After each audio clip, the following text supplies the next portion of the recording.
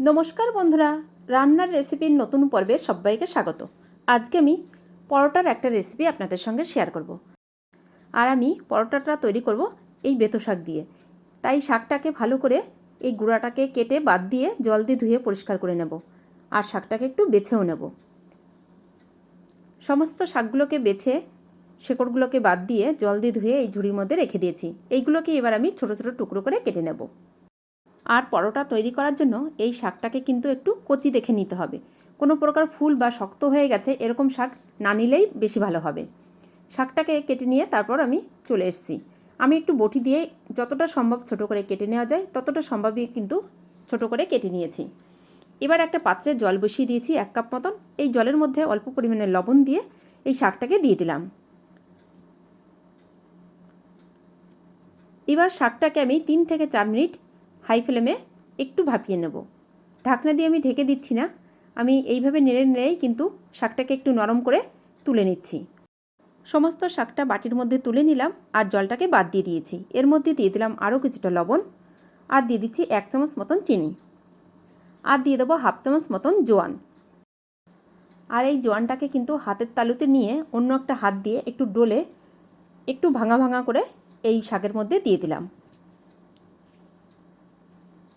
এবার এর মধ্যে দিয়ে দিচ্ছি অল্প পরিমাণে ধনেপাতা কুচি, খুবই সামান্য।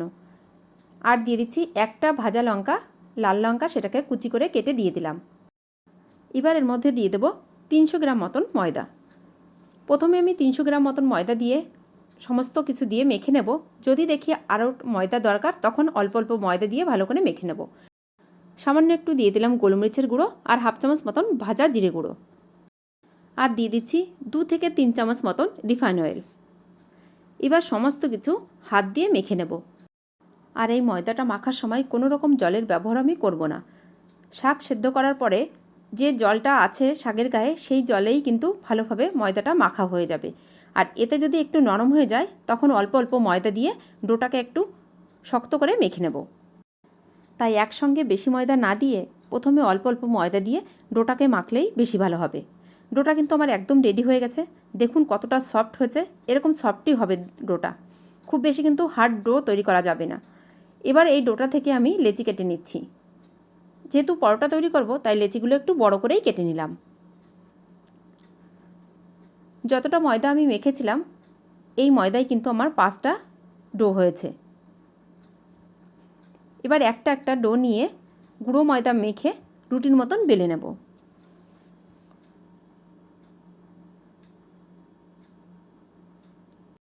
এখানে চাইলে আপনারা শুকনো ময়দার বদলে তেল দিয়েও কিন্তু বেলে নিতে পারেন। প্রথমে আমি গোল করেই বেলে নেব, রুটির মতন করে আর একটু পাতলা করে। আমার চ্যানেলে নতুন বন্ধু হলে চ্যানেলটাকে সাবস্ক্রাইব করার অনুরোধ রইল, আর পাশে থাকা বেল আইকনটিকেও ক্লিক করে দেবেন।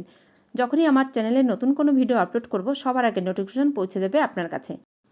আর যদি আমার এই ভিডিওটি আপনি আমার ফেসবুক পেজে দেখে থাকেন অবশ্যই কিন্তু আমার ফেসবুক পেজটাকেও ফলো করে দেবেন। রুটির মতন বেলে নিয়ে অল্প একটু গুঁড়ো ময়দা ছড়িয়ে দিয়ে এইভাবে আমি ভাঁজ করে নিচ্ছি।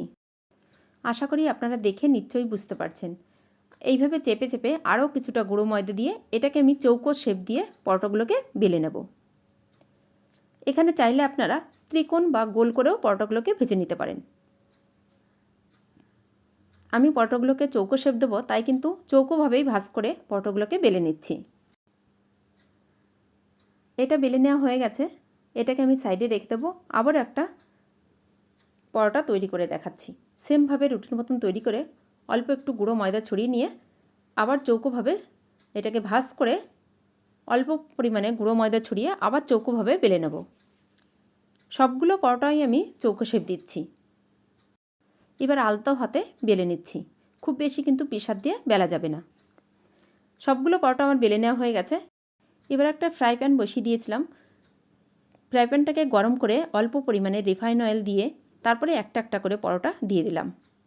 আমি এখানে রিফাইন অয়েলেই কিন্তু পরোটাগুলোকে ভেজে নিচ্ছি। আপনারা চাইলে এখানে ঘি বা বাটার দিয়েও পরোটাগুলো ভেজে নিতে পারেন। এক সাইড হয়ে গেছে, আমি উল্টে নিচ্ছি। এবার উল্টে পাল্টে মিডিয়াম টু লো ফ্লেমে পরোটাগুলোকে একটু ব্রাউন করে ভেজে তুলে নেব। আপনারা যদি একটু হালকা ভাজা পছন্দ করেন তাহলে একটু হালকা করেই ভেজে নেবেন। আমি একটু পরোটাগুলোকে মুচমুচে আর একটু ব্রাউন করে ভেজে তুলে নেব। এই পরোটা কিন্তু আমার ভেজে নেওয়া হয়ে গেছে, এটাকে আমি নামিয়ে নেব। বাকি সমস্ত পরোটা একইভাবে ভেজে নেব।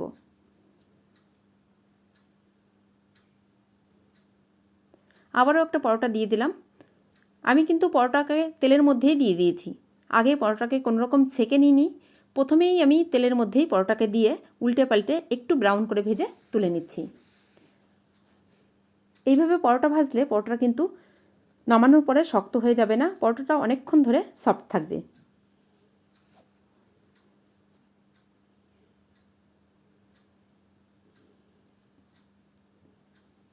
এই পরোটাটা খেতে এতই ভালো হয়, এর সঙ্গে কোনো রকম সবজি ছাড়াই আপনারা সার্ভ করতে পারবেন। এটাও আমার লাল করে ভেজে নেওয়া হয়ে গেছে, এটাকেও আমি তুলে নিচ্ছি। সমস্ত পরোটাগুলো আমার ভেজে নেওয়া হয়ে গেছে। এবার একটা প্লেটের মধ্যে সার্ভ করে নিলাম। এখানে আমি মেয়োনিজ আর টমেটো সস দিয়েছি, আর কিছুটা পেঁয়াজ কুচি দিয়েছি। এখানে আপনারা চাইলে শুধু টমেটো সস বা শুধু মেয়োনিজ দিয়েও সার্ভ করতে পারেন। আপনাদের কেমন লাগলো আমার এই বেথো শাকের পরোটা অবশ্যই কিন্তু কমেন্ট করে জানাবেন। যদি ভালো লাগে ভিডিওটা একটা লাইক করবেন আর বাড়ির সকলকে নিয়ে এইভাবে তৈরি করে পরিবেশন করবেন। আশা করি আপনাদের সকলের খুব ভালো লাগবে। আজ তাহলে এই পর্যন্তই, অন্য কোনো দিন ফিরে আসবো অন্য কোনো রেসিপি নিয়ে। ভালো থাকবেন, সুস্থ থাকবেন, আর অবশ্যই আমার চ্যানেলের সঙ্গে থাকবেন, চ্যানেলটাকে সাবস্ক্রাইব করে। প্রথম থেকে শেষ পর্যন্ত আমার এই সহজ পদ্ধতির বেথো শাকের পরোটার রেসিপি দেখার জন্য আপনাদের সকলকে অনেক অনেক ধন্যবাদ।